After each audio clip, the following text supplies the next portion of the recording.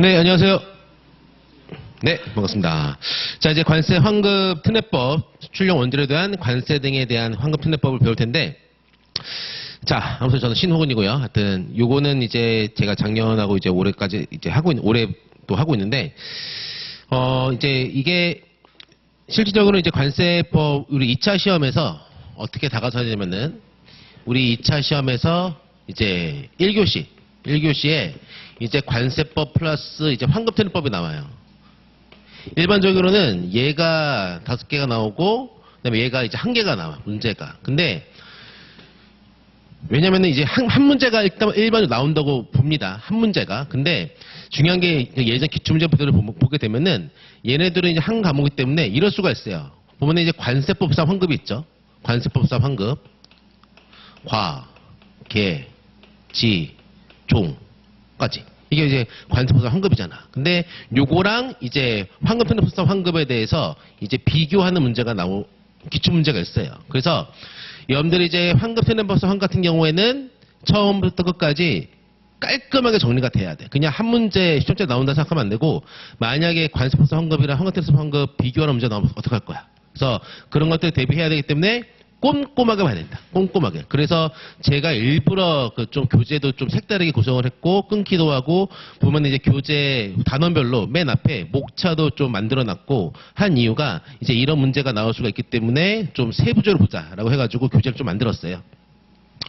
아무튼 이제 가장 중요한 거는 이제 한 문제가 일반적으로 나온다는 거, 하지만 이제 비교되는 문제가 나온다는 것까지 해야 된다. 왜냐면은 내년에 꼭 붙어야 되니까 다 준비를 해야 됩니다. 그리고 일반적으로 보시면은 이제 그 강의 수를 보게 되면은 강의 보면은 이제 다른 비교 웬만하면 안 하는데 보면은 이제 다른 곳 같은 경우 학원 같은 경우에는 이 환급특례법에 대해서 별도의 강의가 아마 없을 거예요. 그래서 오늘 관세법 2차에서 일부 조금 두세 시간 정도 할 텐데 저는 그렇지가 않습니다. 그래서 얘 같은 경우에는 좀 우리가 이제 강의 계획서 있는 대로 좀 오도되어 있죠. 그리고 한 이유는 그게 아니라, 왜냐면은, 요렇게, 다른 데는 좀 요렇게, 일반적으로 요렇게 하는데, 저는 요렇게 이제 기본 강의를 구성을 한 이유가, 왜냐면은, 요렇게 하면은 그냥 맛만 보는 거고 이해가 안 돼.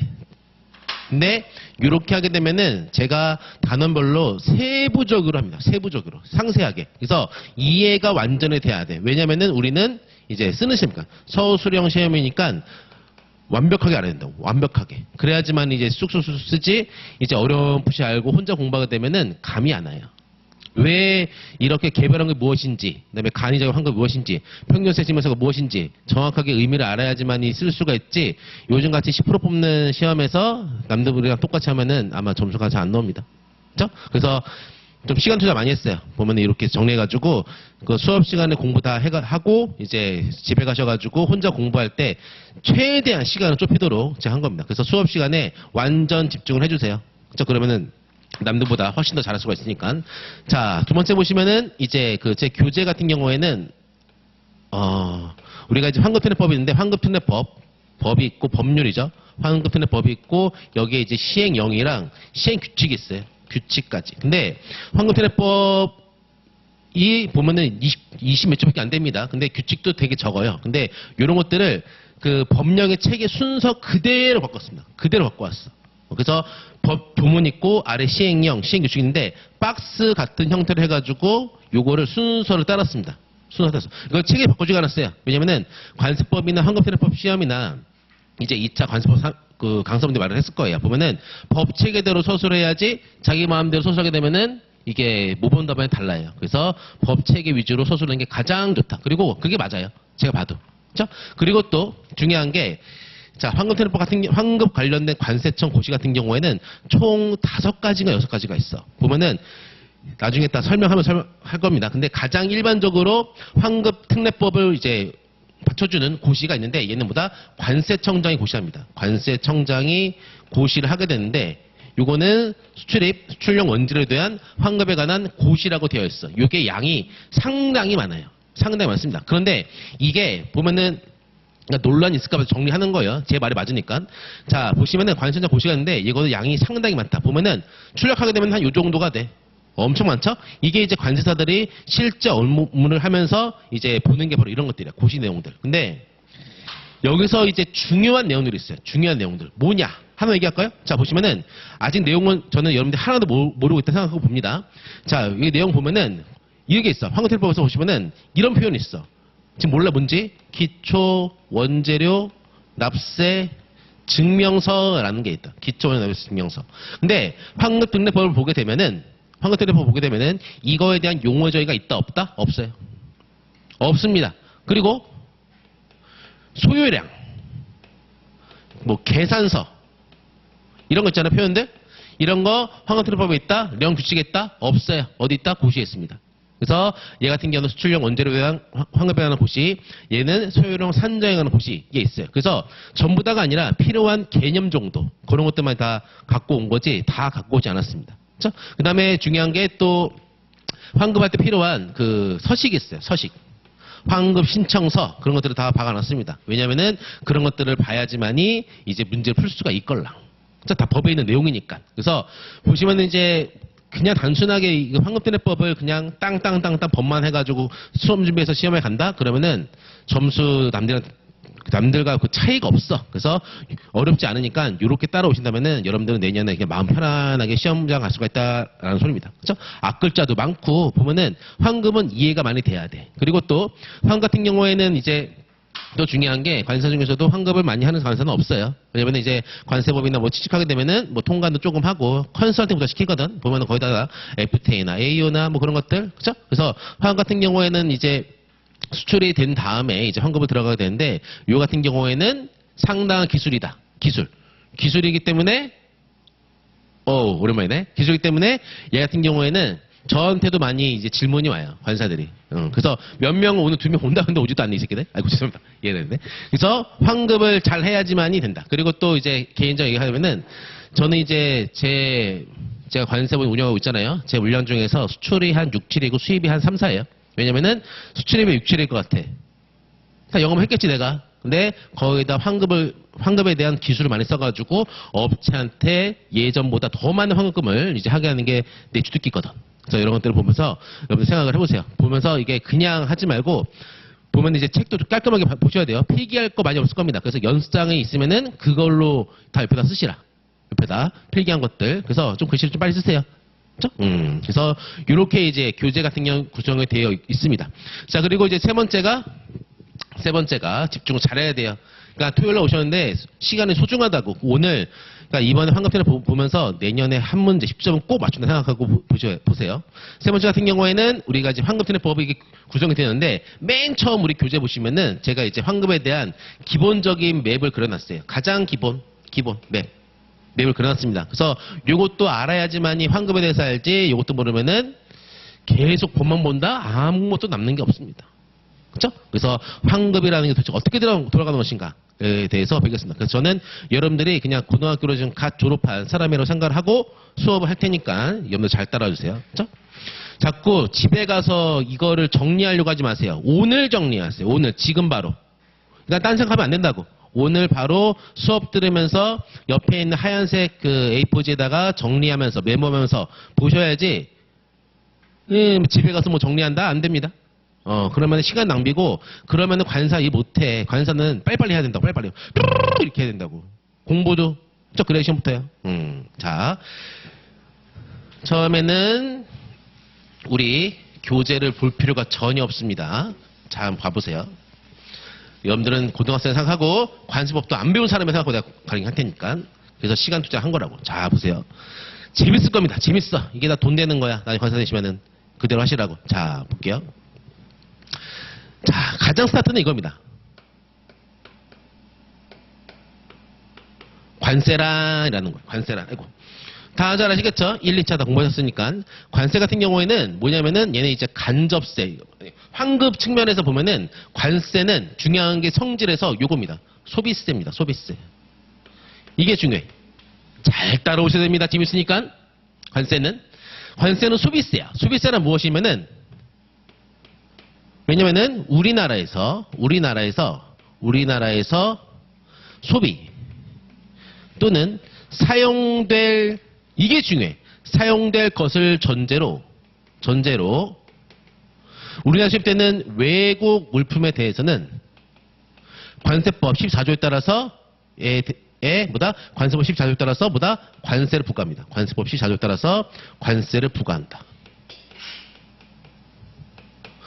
중요한 게 있어, 표현이.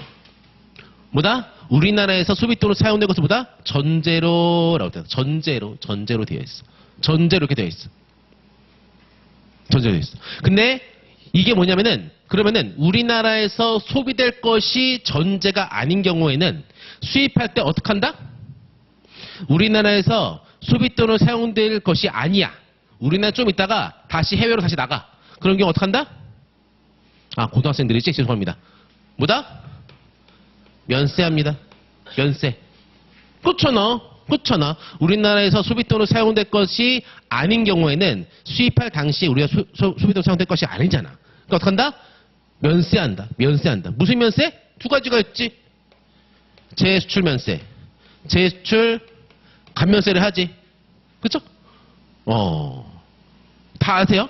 그 다음에 보시면은, 그래서 과연 소비세야. 그래서 우리나라에서 또 중요한 게 보면 뭐냐면은, 그러면은 우리나라에 물품이 수입이 되었는데 이게 우리나라에서 소비돈은 사용되지 않고 다시 수출이 나갔습니다. 그런 경우에는 뭐다? 소비돈 사용되지 않았으니까 뭐다? 납부한 관세를 환급을 해줘야 돼. 이게 바로 뭐다? 소비세 원칙이야. 소비세 원칙. 우리나라에서 소비돈은 사용되지 않고 수출이 됐습니다. 수입할 때는 뭐다? 관세를 납부를 했습니다. 관세 납부했어. 근데 소비돈으로 사용될 줄 알고 관세를 납부했는데 소비돈으로 사용되지 않고 다시 우리나라에서 나갔어. 수출했어. 그렇죠? 그럼 뭐다? 관세 환급을 해줘야 돼. 해줘야 됩니다. 왜냐면은 왜 합니까? Why? 우리나라가 아닌 다른 국가에서 소비돈으로 사용될 것이니까 우리나라에서 나갈 때는 관세를 다 제거하고 그다음에 소비돈으로 사용된 국가에서 관세를 부과를 해야 되잖아. 그러니까 관세를 다 제거하고 그 국가에서 관세를 부과하고 거기서 또 소비돈으로 사용이 되겠지. 그쵸? 또 보세요. 자, 또 보시면은 우리가 이제 수입신고서를 보게 되면 이렇게 되어 있어요. 뭐 수입신고 이렇게 딱 종이가 딱 있지. 수입신고서 보면은. 근데 여기쯤에 보시면 이렇게 되어 있어요. 자, 여기에 대해서 뭐라 나왔냐? 이렇게 되어 있어. 수출용 원재료냐? 라고 표시가 되어 있어. 수출용 원재료냐? 라고. 또는 내수용 원재료냐? 내수용 원재료냐? 라고 표시가 되어 있어. 그러면 이제 관세사들을 수입 신고할 때 뭐로 쓸 것 같아요? 뭐로 쓸 것 같아? 체크를 1번으로 할 것 같아? 2번으로 할 것 같아? 관세사 수입 신고, 어떤 물품이 들어와. 근데 그거에 대해서 수입 신고할 때 관세사들이 수출용 원재료 신고할 것 같아? 아니면 내수용 원재료 신고할 때? 이거에 대해서 화주한테 전화합니까? 이거 전해가지고 이거 지금 돌멩이 들어오는데 이거 수출용이에요? 내수용이에요? 물어본다 안 물어본다? 안 물어봅니다. 어떻게 하는지 아세요? 이거야, 이거. 내수용. 결론. 수입 신고를 할 때 수출용인지 내수용인지 원재료에 대해서 표시할 때 이건 중요하다, 중요하지 않다? 중요하지가 않아. 근데 이게 왜 중요하냐? 이게 왜 중요한지 아세요? 자, 우리 혹시 대외무역법 보셨나요? 대외무역법. 보셨나요? 보시면은 수출용 원재료로 사용되는 경우에는 약간의 혜택들이 있어. 대외무역법 보면은. 대외무역 공부 안 했나? 하여튼 대외무역 보면은 수출용 원재료로 사용되는 경우에는 여러 가지 혜택들이 있어. 뭐 원산지 표시 면제 그런 것들이 있어. 그러한 용도로 쓰이는 거야. 그러한 용도로 얘는. 결론. 수입할 때 수출용 원재료인지 얘가 아니면 내수용 원재료인지 중요한 게 아니다. 그건 뭐다? 대외무역법이다. 만약에 수출용 원재료로 수입할 때 체크를 하게 되면은 어떻게 생각했어요? 뭐다? 이때 관세를 납부하지 않는 게 맞겠지. 왜냐? 물품이 들어왔는데 이때 수출용 원재료로 수입돼. 우리서 제조 가공한 다음에 다시 수출이 돼. 근데 그러면 이때 관세 부과하고 다시 나갈 때 관세를 환급해줘. 귀찮잖아. 업체가 부담이 되잖아. 그러니까 뭐냐면은 이러한 수출용 원재료 같은 경우에는 원칙상 보게 되면은 이때 우리나라에서 제조한 다음에 다시 나가기 때문에 이때 관세를 부과하게 되면은 관세도 부과하고 제조 가공에 또 그대로 관세를 또 환급을 해줘. 관세 10만 원을 납부했어. 근데 또 나가면은 10만 원 환급해줘. 그럼 국가에서 이익이 있어 없어? 없잖아. 그러니까 수출용 원재료 같은 경우에는 환급을 할 필요도 없이 이때 관세를 부과하지 않으면 되는데 아까 뭐라 했어요? 우리나라에서는 뭐다? 소비 또는 사용되고 전제로보다 외국인보다 일단 관세를 부과를 해. 일단. 무조건 일단 관세를 부과한다. 이게 수출용인지 내일 수용인 상관없이 뭐다? 일단 관세를 부과합니다. 일단 관세를 부과를 해. 일단 관세를 부과하는 거야. 그죠? 이 개념이 일단 머릿속에 있어야 됩니다. 결론, 노란색 이게 지금 핵심이에요. 머릿속에서는. 아, 우리나라에 A라는 물품이 수입이 되는 경우에는 이게 수출용 원재료로 쓰이든 뭐로 쓰이든 일단 관세를 부과를 한다라는 것이다. 그게 중요해. 그죠? 자, 그 다음에 이제 제가 하나의 예시를 보여드릴 겁니다. 예시. 요게 이제 관세 환급의 가장 기본이야. 환급의 기본. 베이직. 이제 영어 많이 쓰기로 했으나. 베이직이야, 베이직. 관세 환급의 베이직. 그리고 또 뭐다? 관세 환급의 원칙이야, 원칙. 잘 보세요. 잘 보시기 바랍니다. 이렇게 마인드가 있는 다음에 공부를 해야지 그냥 법 보면은 이렇게 뭔지 막 난리나. 그죠? 자, 우리나라에, 길게 씁시다. 우리나라에 이제 A라는 그 업체가 있습니다. A라는 업체가 있어. 얘는 뭐냐면은 얘는 제조업체야. 제조업체입니다. 자, 그래서 얘는 제조업체야. 얘는 뭘 만드냐면은 얘는 뭘 만들까요? 내가 하는 거 합시다. 에어백 만들어. 에어백. 자동차 들어가는 에어백을 만들어. 에어백 같은 경우에는 자동차의 부품이야. 자동차의 전용 또는 자동차의 전용 또는 주로 사용되는 부품은 어디로 됩니까? 일반적으로 수용자한테는 87085에 분류가 돼. 에어백은. 자, 그래서 얘는 이제 중국에 있는 애로부터 물품을 뭐한다? 수입을 합니다. 수입합니다. 뭘 수입한다? 여기에 들어가는 베어링을 수입을 해. 베어링 뭐냐? 베어링 같은 경우에는 베어링은 택배 84825에 분류한다. 베어링은 84825에 분류한다. 자, 그래서 베어링을 우리나라에 수입을 합니다. 수입 같은 경우에는 출항전, 입항전, 보세구역 반입전, 보세구역 반입 후 신고를 할 수가 있지. 근데 일반적으로 여기 보세구역에 이 물품이 반입이 되었을 때 이때 뭐 한다? 이때 수입 신고를 한다. 잘 보셔야 돼. 엄청 재밌어, 환급은. 그래서 저희 직원들 같은 경우에도 제가 가끔 가다가 이제 한 달에 번씩 환급 교육을 하거든요. 억지로 듣는 거지. 아무튼 수입 신고를 해. 수입 신고하게 되면은 무슨 신고한다? 수입 신고도 하고 가격 신고도 하고 납세 신고도 합니다. 이 물품은 베어링은 얼마냐? 물품 가격이 인보이스를 보게 되니까 물품 가격이 이렇게 되어 있어. CIF 가격 얼마나 할까? 100달러라고 되어 있어. 100달러라고. 뭐가? 단가가 100달러라고 되어 있어. 그리고 수량은 몇 개냐? 몇 개 할까요? 수량은 딱 쉽게 표현하게 하기 위해서 수량 같은 경우에는 1만 개야. 1만 EA가 수입이 돼. 수량 곱하기 단가는 뭐예요? 어마운트, 금액입니다. 금액. 수량 곱하기 단가는 뭐다? 금액이다. 글씨 잘 쓰죠? 잘 쓰네 내가. 나 기특하네. 잘 쓰죠? 수량 곱하기 단가는 금액이다. 100달러 곱하기 1만 달러 봅시다. 얼마입니까? 100만 달러야. 100만 달러. 비싸네. 그쵸? 그래서 베어링을 보니까 이제 품목분류 848이 샬라샬라 해가지고 HSK까지 하니까 얘 같은 경우는 관세율이 나와. 세율 적용 우선순위에 따라서 관세율이 나와. 그래서 얘 같은 경우에는 뭐냐? 세율 적용을 보니까 FTA 원산지면서 안 줘. 그래서 기본 세율은 8%. 그다음에 WTO 협정 세율 같은 경우에는 8%인 거야. 8%. 똑같네. 또 뭐다? 실행 세율은 뭡니까? 결론. 실행 세율은 뭐예요? 8%야. 이게 7%면 이게 적용되겠지. 근데 뭐다? 8%야, 8%. 그래서 관세율은 뭐예요? 100만 달러 곱하기 몇 프로? 8%를 하는 거다, 8%. 8% 하게 되면 얼마입니까? 8만 원이야, 8만 원. 8만 원이 뭐다? 얘가 관세다. 관세. 세관장한테 내는 것이지. 근데 세관장은 우리는 세금을 요것만 냅니까? 관세만 내요? 모두 내? 부가세 되지. VAT 내야지. VAT 얼마예요? 뭐야? 어딨어? 100만 달러. VAT는 그 시간 진짜 쓰네. 100만 달러. 100만 원. 100만 달러로 했구나. 100만 원유로 합시다. 이거 원자예요. 환율도 계산해야 되니까 귀찮잖아. 자, 원유로 해. 그래서 원이야, 원. 우리 원 합시다. 원. 100만 원이야. 8만 원? 이거 8만 원 나오지. 그래서 보면은 VAT는 100만 원 플러스 얼마? 8만 원. 가로 씌워. 곱하기 얼마? 10%입니다. 10%. 계산해 주세요. 108만 원에 10%면은 10만 8천 원? 네? 10만 8천 원. 10만 8천 원이다. 10만 8천 원이 VAT다. VAT. 그래서 우리 세관장은 관세도 세관장 징수하고 부가세는 세무서에 징수합니까? 누가 징수해요? 부가세.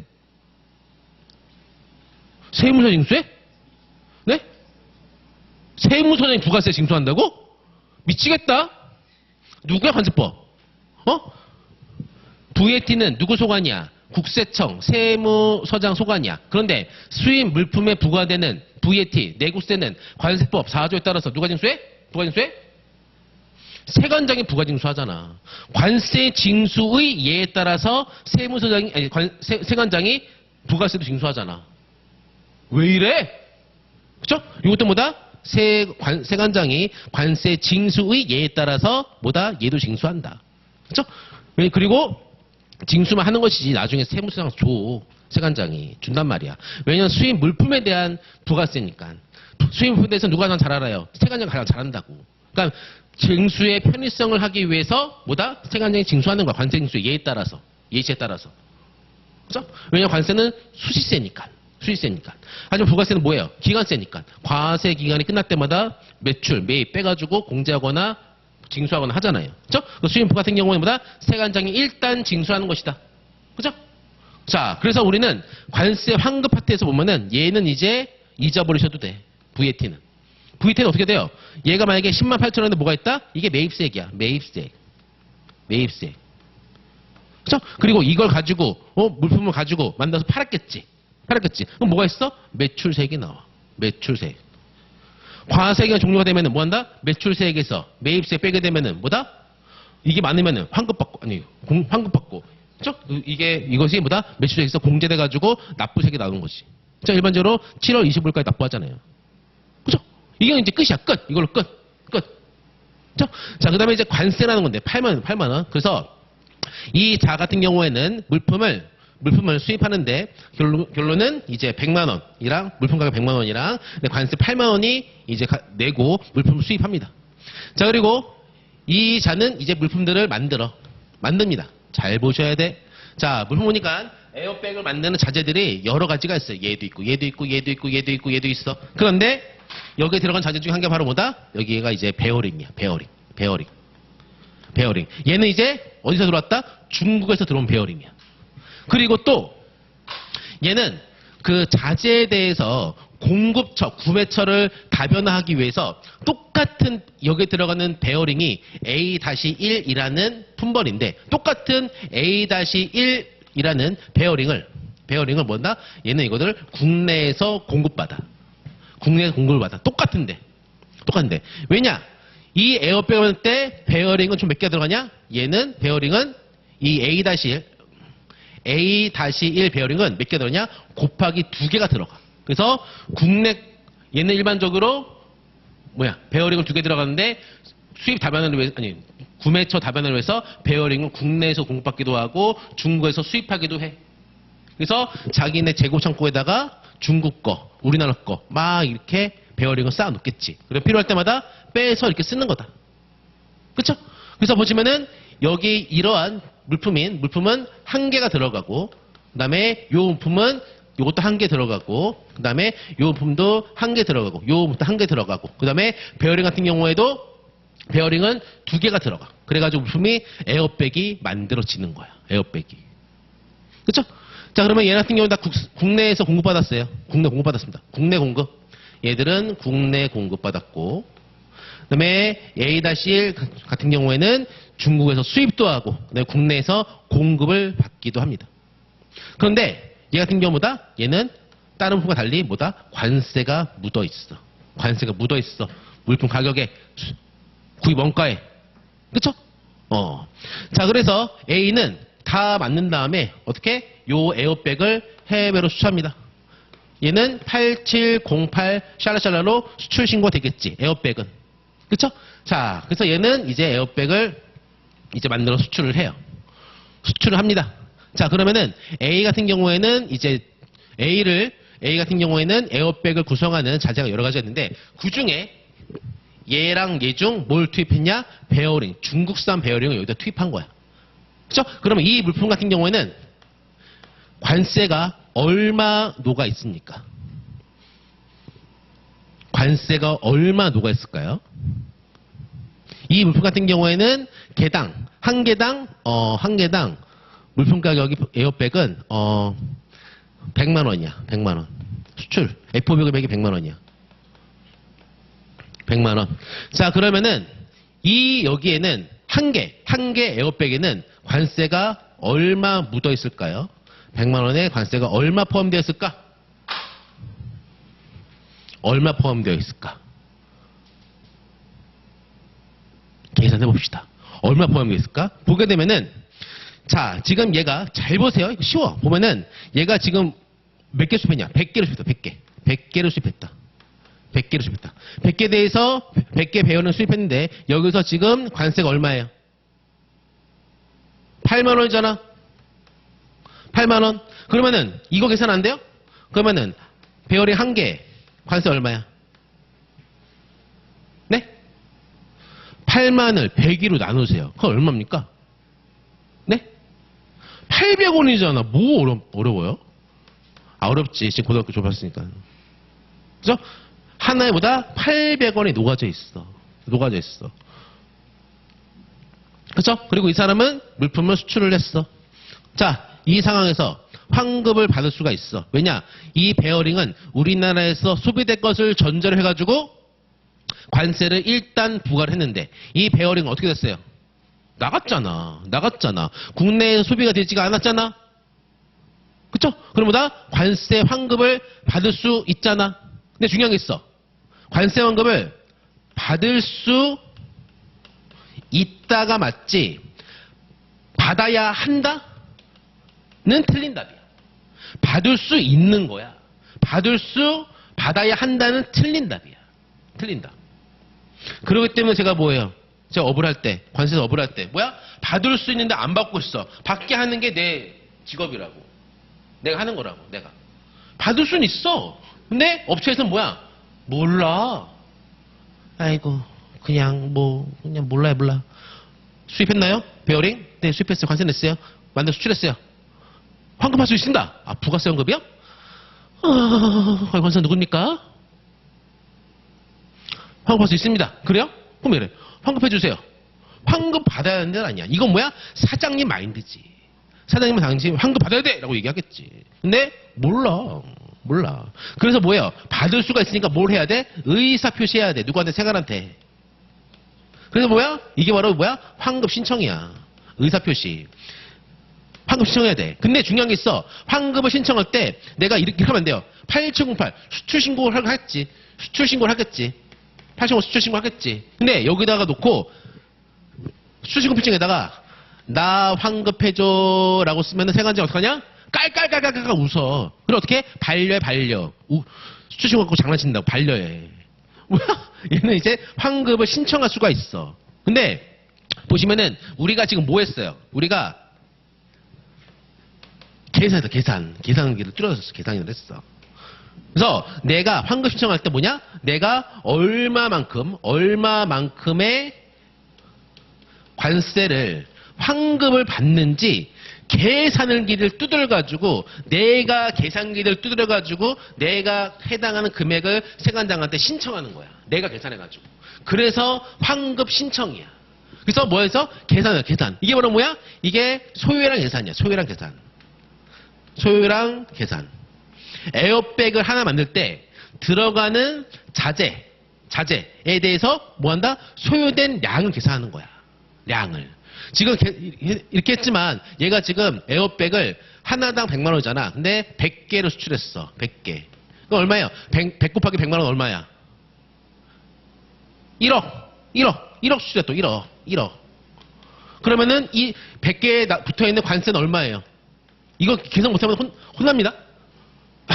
혼날 거야, 진짜. 자, 100개, 관세 얼마 묻었어? 다 계산했잖아. 한 개당 관세 얼마야? 800원이잖아. 800 곱하기 얼마? 100은 얼마야? 8만 원이잖아, 8만 원. 계산했잖아. 그쵸? 그럼 뭐야? 소요량 계산. 에어백 하나에 들어가는 베어링. 이게 바로 뭐다? 제품을 구성하는 자재에 대한 뭐다? 소요량이다. 소요량만 구하면은 수출 제품 한 개에 들어가는 자재에 대한 소요량만 구하고 그 자재 하나당 묻어있는 관세 800원을 구하면은 거기다가 수출 제품 개수만 곱하면은 뭐가 나와? 환급액이 나오네. 그래서 이게 바로 뭐다? 소요량 계산. 이게 바로 뭐다? 환급 신청이야. 이게 엄청 쉽죠. 근데 실제 가면 이제 어렵지. 이제 가면은 또 이제 담당자한테 빨리 나 베어링 그 수입 신고표 좀 주세요. 없어졌어요. 관사가 안 줘요. 달라고 하세요. 안 줘요. 몰라요. 떨려요. 주세요. 저 지금 동성 XS 업체인데 관사님 지금 그때 수입 신고표증이랑 수입 신고 데이터 다 주세요. 네, 알겠습니다. 주지 왜 안 줘? 그죠? 수출 신고 주세요. 없어요. 관사가 안 줘요. 유니패스 들어가서 뽑으세요. 뚝 하고 뽑아서 내가 가져가 환급 신청하면 되는 거잖아. 나 그렇게 해. 다 내 마음이야. 왜냐? 환급 신청하는 거죠. 내가 자신 있다는데 내가 환급 신청하겠다는 거야. 과다한 거 안 하고. 그죠? 자, 이제 이게 이제 일반적인 로직이야. 이게 관세 환급의 기본이야. 기본. 그래서 이거를 그냥 개별 환급이라 그래. 개별 환급. 원적인 방법. 이게 환급이지 나머지 환급이 아니에요. 환급이 아닙니다. 지금까지 머릿속에 공부할 때. 그러니까 이런 게 설명 필요하니까 조금 시간을 좀 잡은 거예요. 환급 편입법에 대해서. 그렇죠? 자, 그다음에 이제 여러분들이 그 관세가 묻은 자재를 수입해가지고 제조를 해가지고 만들어가지고 수출한 다음에 환급하는 걸 배웠어. 근데 이제 환급 신청 같은 경우에는 신청했어. 신청. 그래서 신청 같은 경우에는 언제까지 얘가 물품 수출한 다음에 100년 있다가 환급을 받는다? 그러면 말이 안 돼. 말이 안 돼. 그래서 뭐냐면은 환급 신청 뭐다? 기한 있어. 기한 있어. 환급 신청보다 기한이 있다. 기한이 있기 때문에 이게 바로 뭐다? 권리야, 권리. 나는 이때까지 환급을 신청할 수 있는 권리가 있어. 권리가 있습니다. 그렇죠? 요걸 배우기 위해서는 뭐가 필요하다? 이제 수출신고필증 볼 줄 알아야 돼. 보세요. 자, 여기 수출신고필증을 확대를 하게 되면은 이렇게 되어 있습니다. 이렇게 되어 있어. 보면 여기 뭐가 있냐? 여기 나와 있지. 4, 3, 9, 7, 8, 1, 9, 얘 누구야? 358? 나. 4는 뭐야? 법인. 뭐야? 연도. 여기 뭐가 있어? 어느 세관, 어느 수출가, 그 다음에 1년 번호, 그 다음에 X. X가 뭐야? 익스포트. 수출. 이게 뭐야? 수출 신고 번호야. 수출 신고 번호. 그쵸? 여기 또 아래 뭐가 있냐? 여기 돼 있어. 수출자. 수출 대행자. 이게 수출 대행자 위에 있어. 근데 이렇게 쓰시다. 수출 대행자. 옛날에 이제 수출을 잘 못해가지고 누구한테 맡기는 사람도 있었어요. 그리고 수출 쿼터가 있어가지고 우리나라에서는 뭐 에어백을 100만 개밖에 수출 못한다. 그러면은 30만 개, 10만 개 쿼터를 갖고 있는 수출자들이 있어. 그들한테 내가 부품 만들어가지고 얘한테 줘야 돼. 쿼터 있기 때문에. 그래서 이게 수출 대행자가 있는 거야. 근데 이제는 무의미하지. 그런 거 어디 있어. 그쵸? 그리고 여기 아래 뭐가 있냐? 이게 제조자. 그 다음에 여기 뭐가 있냐? 환급 신청인이라고 되어 있어. 환급 신청인이라고. 잘 보셔야 돼. 되어 있어. 자, 그러면은 수출자, 수출 대행자 누굽니까? 저 회사야. 누구? A야, A. 제조자 누구예요? A야, A. 환급 신청인 누구예요? A야, A. 선생님, 쉽네요? 오, 쉬워. 그런데 A가 이 에어백이 뭐냐? 일본에 에어백 만드는 회사가 있어. 그리고 우리나라가 있어. 그리고 중국이 있어. 어떻겠냐?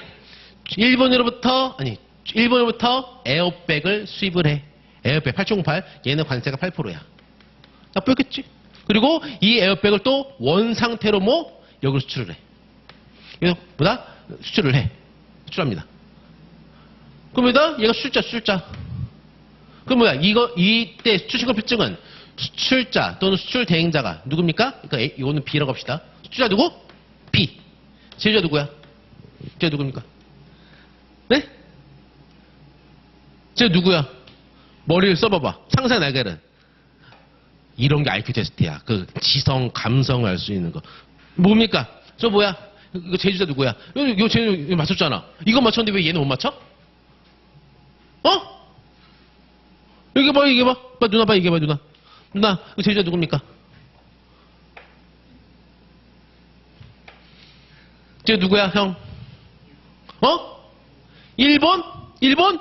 좋은 생각이야. 좋은 생각이야.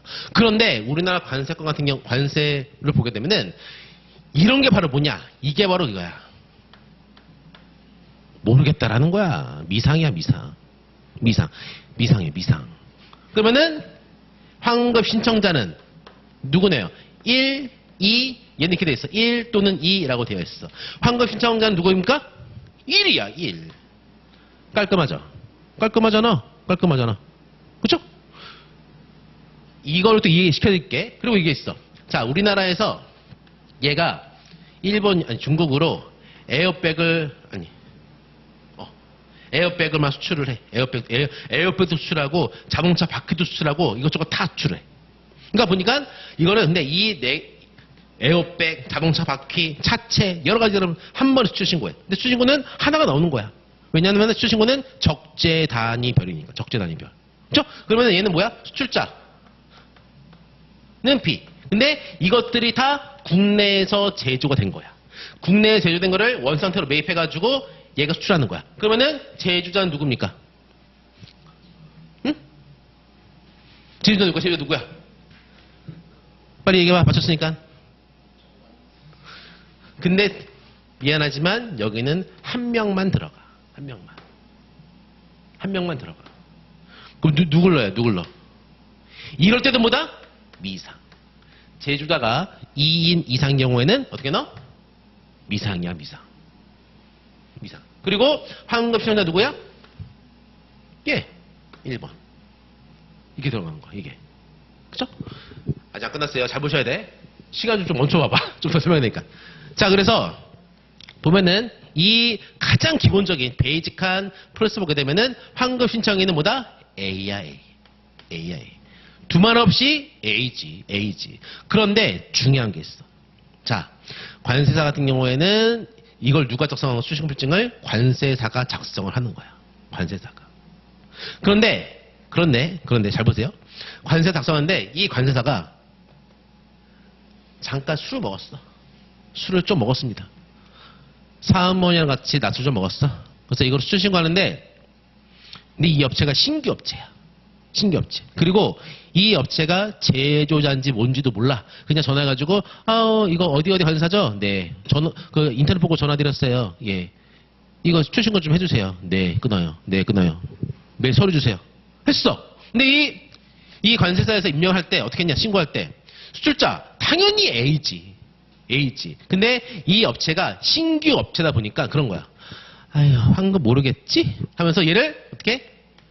미상이라고 하는 거야. 미상이라고. 얘가 제조자인지 물어보지도 않는 거야. 뭐다? 모르니까 미상이라고 하는 거야. 수출 신고는 다 돼요. 다 돼. 그리고 환급 신청인도 얘는 1번, 얘는 2번인데 에이, 모르겠다. 이렇게 한 거야. 그리고 시간 흘렀어. 이 화주가 나한테 왔어. 환사님, 우리가 수출신고필증 맨 아래 보니까 이렇게 나와 있어요. 세관장 기재란 이렇게 되어 있어요. 해당 물품은 관세 환급을 받을 수 있는 물품이므로 관세사에게 문의하세요라고 이제 기재란에 써져 있어요. 그 나한테 이제 찾아온 거야. 환사 이거 환급돼요? 네. 그거 제조했어요? 이거 제조할 때 배원을 수입했어요? 수입했습니다. 환급할 수 있어요? 네, 할 수 있습니다. 환급해 주세요. 그 수출신고필증 나한테 딱 줬어. 이게 딱 나한테 온 거지. 자, 봅시다. 봤어. 자, 수출했죠? 네, 맞아요. 저예요. A예요. 자, 제조했어요? 네, 제가 제조했어요. 전부 다? 네, 제가 전부 다 했어요. 진짜? 근데 여기 미상이에요. 몰라요. 저 관사가 그랬어요. 어머나. 근데 환급 수령도 뭐야? 2번으로 되어 있어.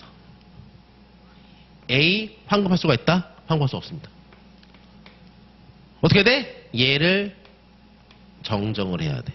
정정. 어떻게? 1번으로.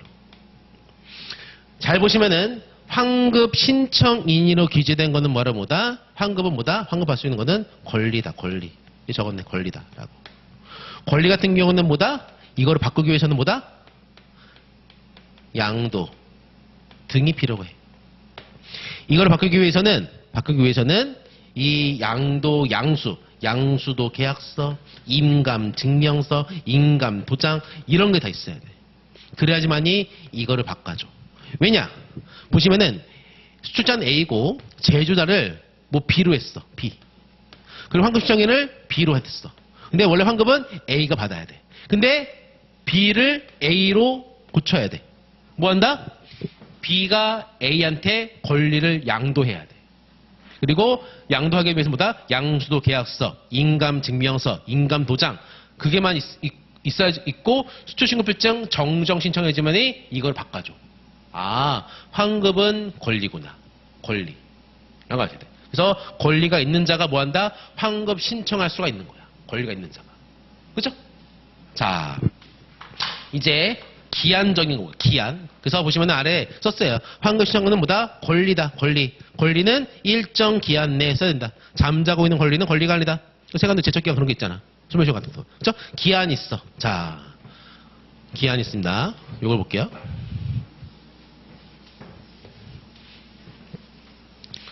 아우, 잘한다, 진짜, 씨. 자, 저 물품은 2019년, 뒤로 합시다. 가운데. 2019년, 며칠이야? 10월 23일 날 수출 신고가 수리가 되었습니다. 수출 신고가 수리가 되었어. 수리. 10월 23일 수리가 됐습니다. 그러면은, 언제까지? 수출 신고 수리부터 몇 년? 2년. 2년 내에 뭘 해야 된다? 환급 신청을 해야 돼. 수출신고서부터 2년 이내에 환급 신청을 해야 돼. 2년이 넘었다? 그럼 세관이 이렇게 합니다. 아, 얘는 환급을 받을 생각이 아예 없구나. 라고 하기 때문에 수출신고서부터 2년 내에 환급 신청을 해야 돼. 환급 신청. 또 여기서 끝난 게 아닙니다. 자, 보세요. 그리고 수출신고, 이때부터 수출신고 처리는 10월 23일이야. 근데 중요한 게 있어. 보면은 얘가 이 베어링을 어디 있어? 이 베어링을 계속적으로 수입할 거 아니야. 계속적으로 수입할 거 아니야. 아니 수출신고 수리가 된데도 뭐다? 이때도 계속 수입 신고였어. 신고 계속 수입 신고하고 있어. 계속. 그렇죠? 그래서 내가 제품에 대한 환급 신청은 2년인데 끝났어. 얘는 수출신고 수리부터 2년 내에 환급 신청하는 거 끝났는데 그러면은 어떠한 계속 수입 신고되고 있는 베어링에 대해서 어떠한 베어링에 대해서 환급은 신청할 수 있는지 그 기간적인 또 그 한계가 있어. 뭐냐? 수출신고 중요합니다. 이거 수출신고 수리 속하는 달에 말일부터 빡 해가지고 2년 이내에 뭐 일반적으로 수입신고 수리가 된 자재에 대해서 보다 환급을 신청할 수가 있어. 환급을 신청. 그러니까 수출신고 수리 독과한 달에 말일부터 쭉 빽해가지고 2년 이내에 수입신고한 모든 베어링은 뭐다? 여기서부터 여기까지 베어링은 다 아무거나 환급을 신청할 수가 있어. 해당 물품에 소요된 자재를 해가지고 환급을 신청할 수가 있다. 이게 기한이야, 기한. 근데 보면 또 중요한 게 있습니다. 잘 보세요. 문제. 자, 2019년 10월 23일 날 수출 신고가 수리가 됐습니다. 그럼 수리로부터 언제까지 선적을 해야 돼요? 배나 비행기? 큰일 났다. 그래. 알면서 왜 얘기 안 했어? 30일. 그렇지. 그래. 알았어. 1년 연장 가능하고. 30일. 그쵸?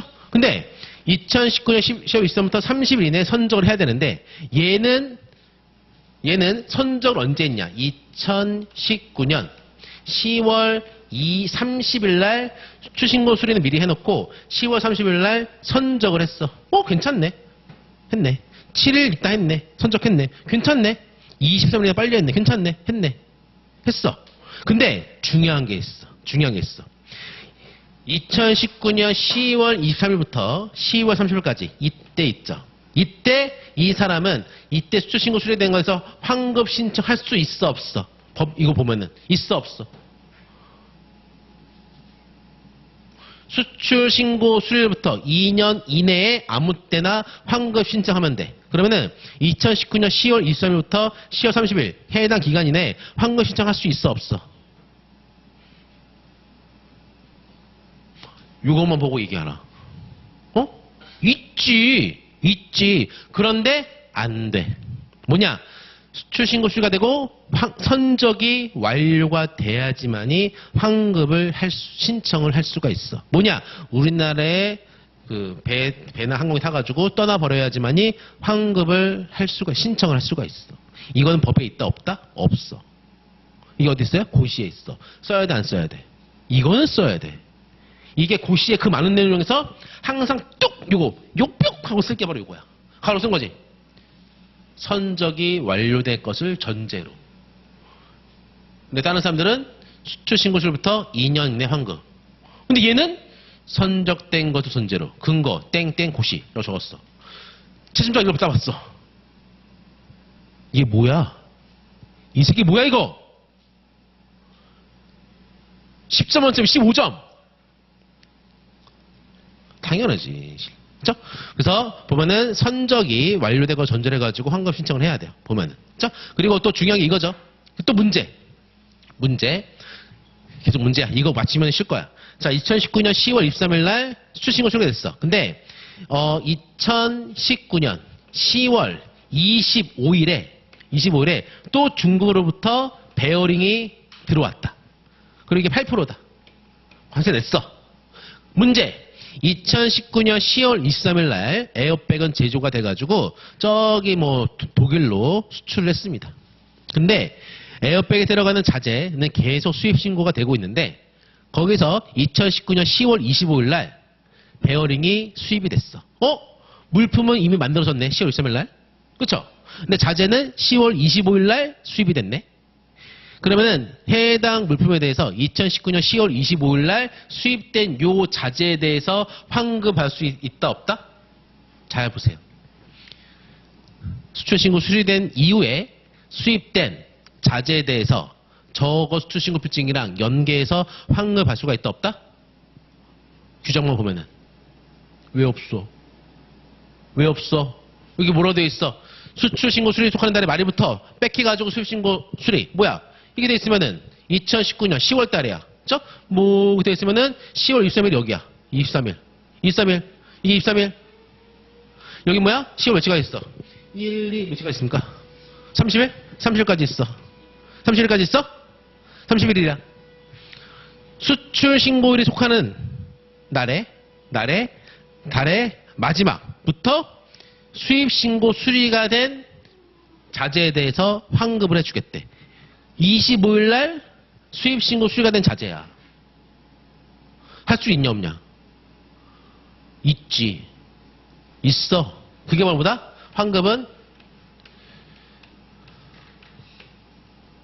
환급은 실물 갖고 하는 게 아니에요. 서류 갖고 하는 것이지.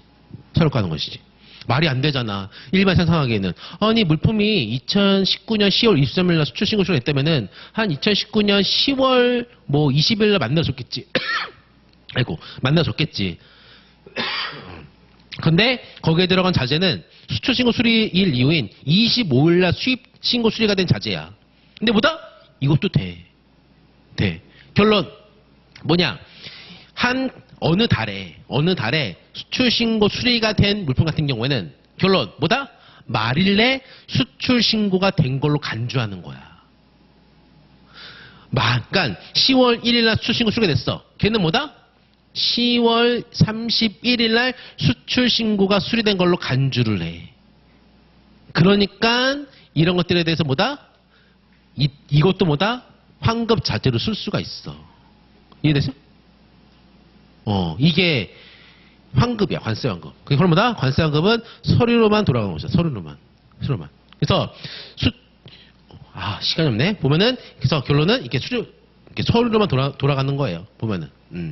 그래서 보면은 여기까지 좀 합시다. 보면은 수출신고는 번호가 있어요. 43978 뭐 19 XXX 뭐 임포트 수입이야. 근데 여기 보면은 이게 수출신고표증 한 건이고 여기에 뭐가 있어요? HSK별로 뭐가 있다? 이게 달라. 이건 SK가 A고 B고 C고 D야. 이게 한 번에 수출신고가 돼. 그럼 이거별로 뭐가 있다? 얘는 1란. 수입신고필증. 수입신고필증에서 뭐 한 번에 한 BL로 뭐 에어백이 수입됐다. 베어링이 수입됐다. 고무 바퀴가 수입됐다. 뭐다? HSK가 다 다르잖아. 이거는 1란, 2란, 3란, 4란 요렇게 수입신고해. 그러니까 수입신고필증은 한 장이 아니라 100장, 200장도 될 수가 있어. 그렇죠? 그러면은 1란 뭐다? 여기에 보면은 에어백도 규격이 있어. 얘는 A-1이라는 규격, 얘는 B-2이라는 규격, 얘는 B-3이라는 규격. 규격이 많잖아. 종류가 있잖아. 이것이 바로 뭐다? 이거는 뭐다? 행이래. 행. 1행, 2행, 3행이라 그래. 3행. 그렇죠? 그리고 또 그러니까 이게 지금 베어링이라고 한번 생각해 보세요. 베어링. 그리고 아까 A-1이 바로 아까 요거지. 요거 A-1이 바로 요거지. 그렇죠? A-1은 몇 개야? 얘는 아까 100개가 수입됐어. 100개가. 얘는 10개 수입됐어. 그렇죠? 우리가 환급 신청을 할 때 어떠한 수출신고필증 43978 뭐뭐에 대한 수출신고필증에 대해서 뭐다? 환급 신청할 때 뭘 한다? 수입신고 번호, 그 다음에 란번호, 그 다음에 뭐 행번호를 아래랑 여기랑 연계를 시켜. 그래서 우리가 아까 몇 개 수했어요? 여기서 수출을 뭐 50개를 했다. 그럼 몇 개 쓴 거야? 하나 1대1이니까 50개 쓴 거지. 환급 신청하면 어떻게 된다? 이 세간에 박힌 이 100개가 어떻게 바뀌어? 50개로 바뀌어. 이게 바로 뭐다? 잔량이야, 잔량. 그러니까 수입신고 필증이 다 뭐다? 돈이야, 돈. 납부색 증빙이란 말이야. 납부색 증빙. 그래서 거기서 우리가 환급을 계산할 때 여기서 요거 100개 중에서 50개. 세액이 뭐 100만 원이다? 50만 원을 썼다라고 수입 신고를 해. 그러면 세간에 있는 그 데이터베이스에 수입 신고된 잔량 100개 얼마나 납부했던 것이 50개로 줄어들고 반으로 세금 줄어든 것이지. 이게 환급이야, 환급. 그렇죠? 그래서 보면은 계속 이렇게 수입된다. 내가 어느 수입 신고 필증을 쓰는지는 내 자유야. 내 자유. 그런데 잘 보시면은 얘가 100개인데 어느 날은 단가가 단가 얼마였을까? 어느 날 단가가 100달러? 100원이죠. 어느 날 단가 100원이고, 어느 날은 단가가 120원이고, 어느 때 수입신고할 때는 130원이야. 그러면은, 내가 사장이라면은, 어떤 거를 자재로 쓰고 싶어? 환급 신청할 때? 이걸 쓰겠지. 그래도 돼. 근데 이런 거를 악용하는 걸 방지하기 위해서 뭐가 있다? 수입신고 필증을 쓰는 것들을 제한을 하게 할 수가 있어. 너 왜 이것만 써? 그래서 수입신고 필증에 대한 환급에 쓸 수 있는 기한을 제한하거나 짧게. 그러니까 요 기한을 짧게 하는 거지. 여기서부터 여기까지를 기한을 짧게. 3개월짜리도 있고, 그 다음에 이때 100개가 수입됐어. 근데 이거는 뭐다? 30개만 환급에 사용할 수 있도록 제한할 거였어. 이게 바로 뭐다? 환급 제한이야. 조문에 있어요. 환급 제한이야. 환급 제한. 이게 바로. 머리 쓸 수가 있잖아. 머리 쓸 수가 있잖아. 그렇죠? 그러니까 이게 환급이 다 뭐예요? 납부세 보면은 다 과세 가격과 상관이 있어. 보면은 머리도 쓰는 거지. 우리 다국적 기업이야. 단가를 높이자. 어차피 환급 받을 거니까 제조하게 되면 머리 쓸 수가 있다. 이렇게. 그렇죠? 이게 바로 뭐다? 가장 기본적인 개별 환급에 대한 프로세스다. 이게 우리 시험에서 지금 다 한 거야. 다. 그리고 여기에서 중간중간 조금 이제 세부적인 사항들이 있는 거라고. 그렇죠? 그래서 요거를 머릿속에 알고 있는 다음에 얘를 봐야지. 하고 본다? 기억이 안 남습니다. 그죠? 자, 잠깐 쉬었다가 우리 좀 더 설명하고 교재를 보도록 하겠습니다.